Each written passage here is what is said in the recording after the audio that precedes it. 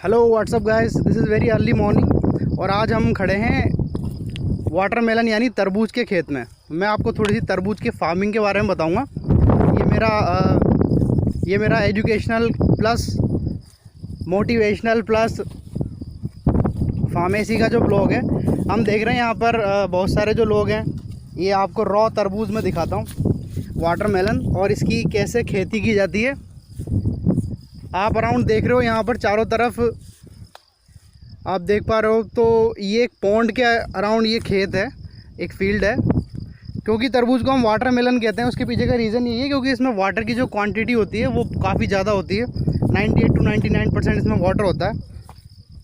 और इसकी जो खेती होती है, इसकी जो फार्मिंग होती है, वो वाटर के अराउंड ही की जा सकती है। क्योंकि जो सॉइल है उसमें वाटर को होल्ड करने की कैपेसिटी काफ़ी ज़्यादा होनी चाहिए। सॉइल में दिखाता हूँ आपको। ये जो आप सॉइल देख रहे हो, ये इसमें वाटर की जो होल्डिंग कैपेसिटी है वो काफ़ी ज़्यादा होती है। इसीलिए ये जिसके जो खेत होते हैं तरबूज के, ये रिवर्स के, नदियों के, पॉन्ड्स के, तालाबों के जो आसपास होते हैं, वहीं ये इसकी खेती की जाती है। ये आप चारों तरफ देखोगे, इस तालाब के तरबूज की खेती है। कैसे ये लगता है, इसकी ये बेल फॉर्म में लगता है, बेल के ऊपर तरबूज आता है। आप देखो, ये जो तरबूज लगा हुआ है,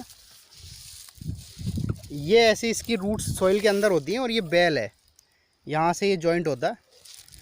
अब ये सॉइल से जो वाटर है इसको होल्ड करके देखो कितना इसका लार्ज सरफेस है। ऐसे काफ़ी बड़े बड़े यहाँ पे तरबूज हैं। ये रॉ तरबूज है। एक यहाँ पर हमने खाने के लिए इसको फोड़ा हुआ है। ये देखो आप, काफ़ी लार्ज अमाउंट में इसमें वाटर होता है और ये डाइजेशन के लिए और इम्यूनिटी के लिए काफ़ी हेल्पफुल है। तो ये जिसका जो खेत है, हम उनसे थोड़ी सी इसके बारे में जानकारी लेते हैं, कैसे तरबूज की फार्मिंग की जाती है।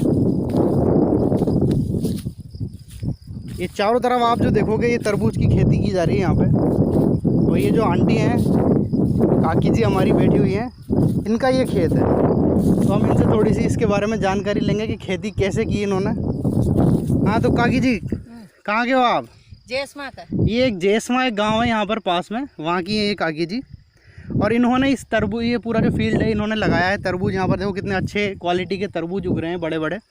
तो अगर आप भी, ये गढ़ा बारां ज़िले में एक विलेज, एक गाँव पड़ता है, यहाँ से कभी गुजरो तो यहाँ का, काकी जी क्या नाम है आपका? कन्याबाई। कन्याबाई के यहाँ पर आप तरबूज ज़रूर खा के जाएँ।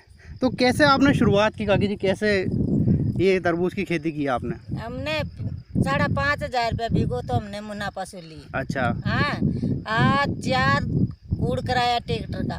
ठीक है। एक ओंदा फरवाया। ठीक है। फिर 10,000 का बीज लिया। हाँ, आधो किलो बीघा का बीज हो रहा।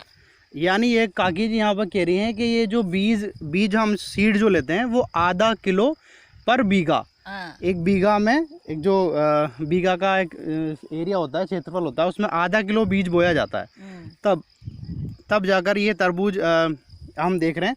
तो बीज बोने के लिए क्या करना पड़ता है काकी जी? बीज बोने के लिए 2 दिन तो गलाए पानी में 2 दिन बीज को गलाया हमने। ठीक है। फिर बोरी का में दाबो दिए, बोरी का कट्टा में जी 2 दिन तक दाबो दे। 2 दिन तक दबाते हैं उन बीजों को? दबाए। अच्छा। दबाए, फिर बानी बकेले। फिर उसको बानी, आपने चूल्हा की बानी नहीं है? जी जी। हाँ, ये बकेल के और गांठ पोटली बांध ले।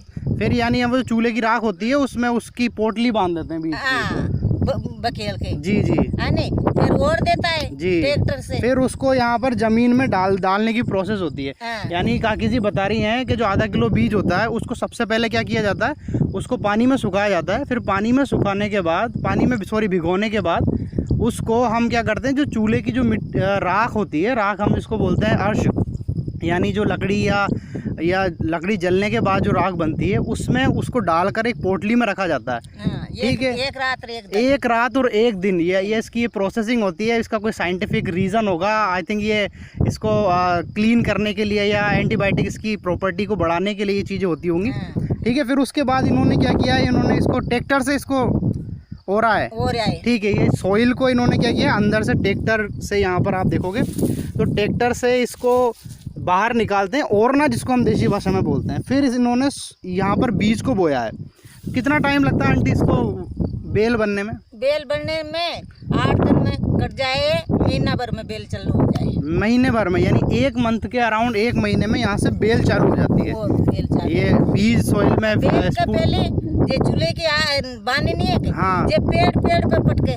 ये कह रही हैं कि बेल लगाने से पहले जो हमने बीज बोया है उस पर फिर बाद में चूल्हे की वो जो हम राख के बारे में बात कर रहे थे, यानी लकड़ी को जलाने के बाद जो उसका अवशेष बचता है उसको हम राख बोलते हैं, उसको इन्होंने बीज के ऊपर डाला है। आई थिंक मुझे लगता है कि ये एंटीबायोटिक प्रॉपर्टी राख की है, जो कितना देखो साइंटिफिक फैक्टर बताया इन्होंने कि राख एंटीबायोटिक फॉर्म में भी काम करती है। यानी हम जो पेस्टिसाइड्स वगैरह डालते हैं मॉडर्न एग्रीकल्चर में, तो ये बिल्कुल रॉ खेती है। बहुत अच्छी तरीके से इन लोगों ने क्या किया है कि वो पेस्टिसाइड्स का यूज़ ना कर और वो राख का यूज़ किया है इसकी एंटीबायोटिक प्रॉपर्टी के लिए। दवाई कुछ भी नहीं है। बहुत अच्छे है। फिर उसके बाद 1 महीने में ये बेल आ जाती है।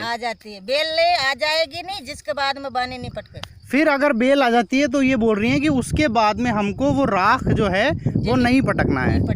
ठीक है। फिर ये फल कब लगता है आंटी ये बेल आने की? बेल चालती जाती है, फूल आता जाता है, चिया लागता जाता है। बहुत अच्छे। फिर आंटी का कहना है कि जैसे बेल चलती जाती है तो उसके बाद बेल में फूल आता है। बेल लगने के बाद फूल आने में कितना टाइम लगता है? फूल आने का हाँ, फूल का चिया लगता है, फूल के ऊपर फूल तो बाद में आता है, पहले चिया लगता है। अच्छा, मतलब बर्ड ये कहना चाह रही है कि फूल बाद में आता है, पहले बर्ड फॉर्म होती है। हाँ, फिर उसके बाद फूल आना स्टार्ट हो जाता है। और जैसे ही फूल आएगा तो फिर ये हमारा फल, इसको हम बोल रहे हैं तरबूज यानी वाटरमेलन, बड़ा टेस्टी और हमारा फेवरेट फूड है, ये आने लग जाता है। तो आप मतलब 1 बीघा में अराउंड कितना तरबूज हो जाता है? 1 बीघा फल के ऊपर बात से या तो ठीक है, ये तो हाँ, फल के ऊपर बात है। 1 पिकअप में कड़िया 2 ट्रॉली माल, 2 ट्रॉली। हाँ, यानी ट्रैक्टर के पीछे जो ट्रॉली होती है, हाँ, तो 1 बीघा में 2 ट्रॉली भी निकल सकता है। कोई निकल भी नहीं सकता है, बदल हो जाता है तो ठीक है, मर जाता है, ये मर जाता है। यानी ये कह रही है कि इन्वायरमेंटल कंडीशंस पे डिपेंड करता है। सब कुछ अच्छा रहा तो 2 ट्रॉली 3 ट्रॉली माल भी निकल जाता है, नहीं निकलना हो तो और कम भी निकल जाता है। तो ये सब किस्मत की बात है और इन्वायरमेंटल कंडीशंस की बात है। ठीक है, बहुत बहुत धन्यवाद आंटी जी आपका। तो हम मुझे लगता है ये जानकारी आपके लिए ऑफुल होगी। अब मुझे थोड़ा सा पेशेंस में खो रहा हूँ क्योंकि यहाँ पर रॉ तरबूजे जो खाया जा रहा है और अब मुझसे रहा नहीं जा रहा, तो मैं भी जाकर इसका टेस्ट लेता हूँ कैसा है ये। और ये यहाँ पर एक तरबूज को चाकू नहीं है इसलिए इसको ऐसे ही फोड़ा गया है। इसको चाकू नहीं है इसलिए इसको रॉ तरीके से पंच मारकर फोड़ा गया है, और यही देसी तरीका खाने के लिए आई थिंक बेस्ट है, सूटेबल है। ये देखो आप कितना ये जूसी एंड टेस्टी शो हो रहा है। तो अब इसको मैं खाने जा रहा हूँ गाइस, और